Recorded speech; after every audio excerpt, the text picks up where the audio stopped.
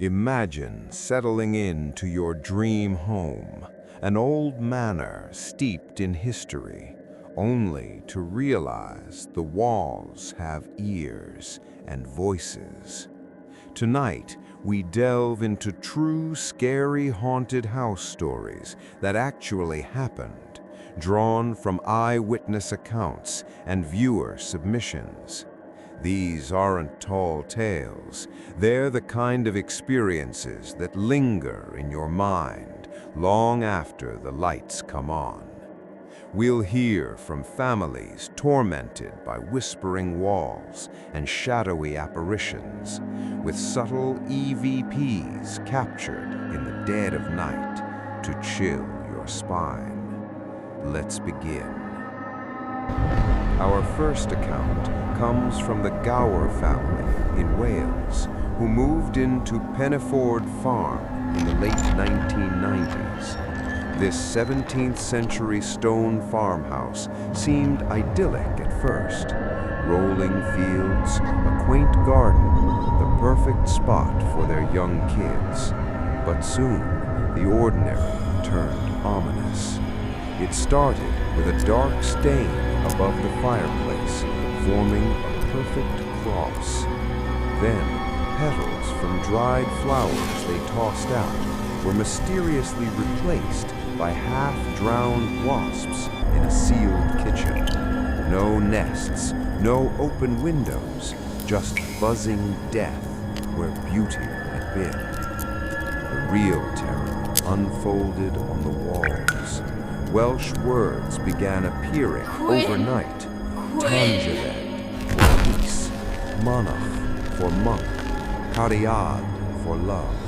They stained the plaster, sometimes carved deep, even behind heavy furniture no one had moved.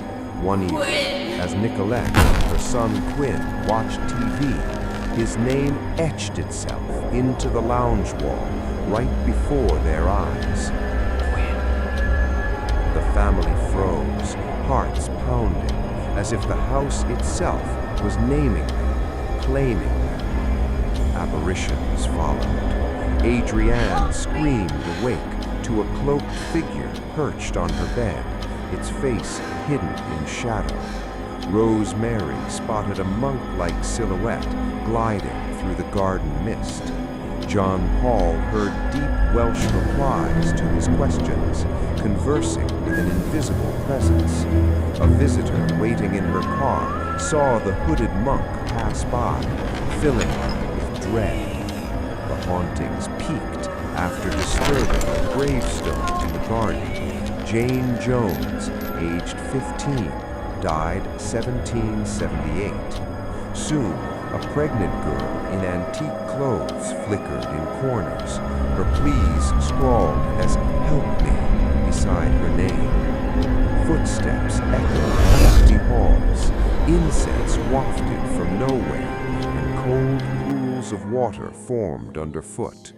The Gowers documented over 300 events, but the constant weirdness, the singing children in empty beds, the latches lifting alone, drove them to despair. They fled, but Nicolette later admitted the tension never fully left her, like the farm's secrets had burrowed inside. Shifting across the Atlantic, the Lalaurie mansion in New Orleans' French Quarter hides horrors behind its elegant facade. Built in the 1830s, it was once home to socialite Delphine Lalaurie, whose dark secrets emerged during a fire that exposed unimaginable cruelty. Today, locals and tourists swear the victims' spirits refuse to rest. Eyewitnesses describe transparent figures drifting through moonlit hallways, dressed in tattered period clothes. One visitor captured a pale face peering from the attic window in a photo. When zoomed in, it twists away as if aware. Shadows dance in fire-scarred rooms, and a young girl leans over the balcony railing before vanishing into thin air. But the sounds are what truly unsettle. Anguished screams pierce the night, echoing from locked, empty chambers. Faint sobs carry on the breeze, morphing into whispered pleas that brush your ear like a cold finger.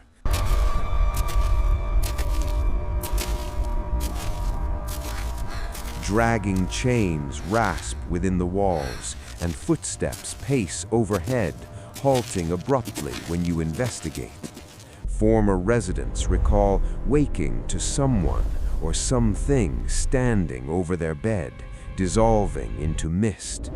Tour groups feel tugs on sleeves outside, as if spectral hands beg for attention. Sudden floral perfumes clash with acrid smoke, and icy drafts exhale from sealed cracks.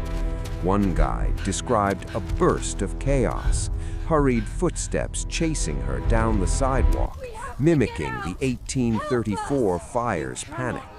The mansion doesn't just haunt, it relives its agony, pulling the living into its eternal nightmare.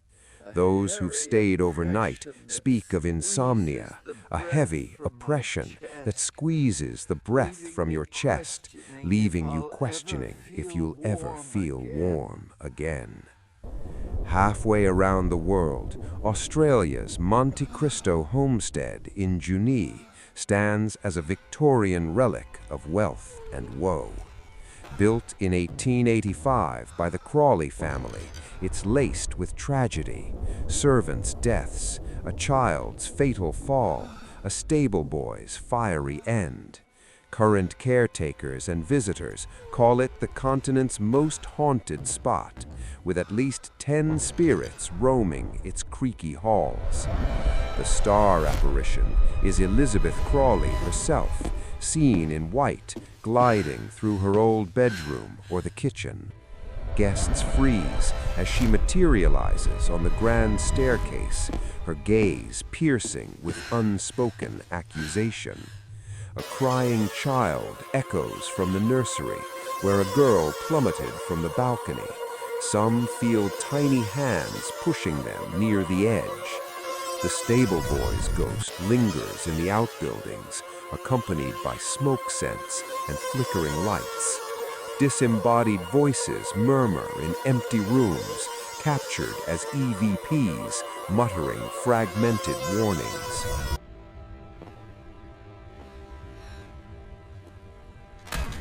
Temperature plunges without warning, turning breath visible in summer heat.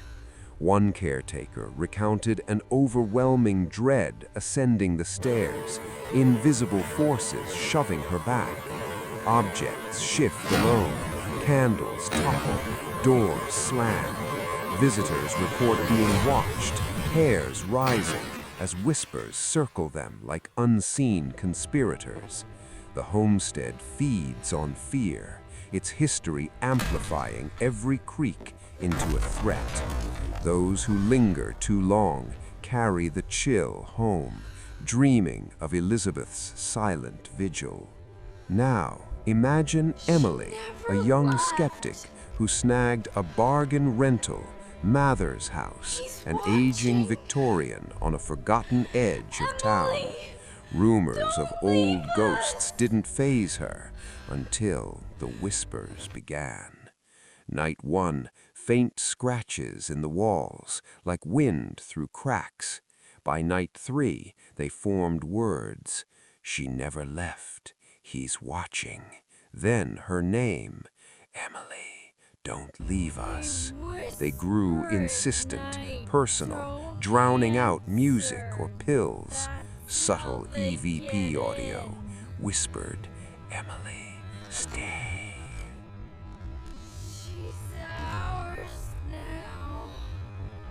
Desperate, she tore into the attic, uncovering a sealed room with claw marks and a 1983 journal. They whisper at night, don't answer, that's how they get in. That evening, footsteps dragged closer. The door creaked open to nothing, but the wallpaper writhed, eyes forming in the patterns, staring hungrily. The hallway stretched endlessly as she fled, voices chanting, "She's ours now." She blacked out, waking outside with scratches, the door bricked shut. Police dismissed it, but Emily knows the house is alive, trapping souls in its murmurs. She never returned, but sometimes, in quiet moments, she hears them calling. Our final tale unfolds in a historic limestone building in Lake Geneva, Wisconsin, once a hardware store, now a shop haunted by Jennifer, a little girl's spirit. Employees noted pranks, candles relocating, lights flipping, but the basement held the true dread. During a tour, the shopkeeper, a steadfast Catholic with no prior beliefs in ghosts, led guides down. Approaching the unfinished corner, her confidence shattered. Tears streamed as an invisible weight crushed her, static energy crackling the air. A sensitive guide sensed the girl reaching out, mirroring the woman's lost child. The shopkeeper nodded, sobbing uncontrollably, as if reliving raw grief. No visible apparition, yet the presence was palpable. Whimpers almost audible in the silence. A child's plea woven into the emotion. EVP audio. Soft, childlike sob. The group fled upstairs, the woman composing herself for customers. But the encounter left scars. She admitted feeling watched ever after. The basement's pull, a constant reminder that some spirits don't scare with sights, they break you with sorrow. These stories remind us old manners hold more than history. They cradle the unrested. Comment If your walls have haunted whispered house to you, story or shadows below. have stirred in your home, Sub for comment your daily haunted house story terror. below. Sub for daily terror.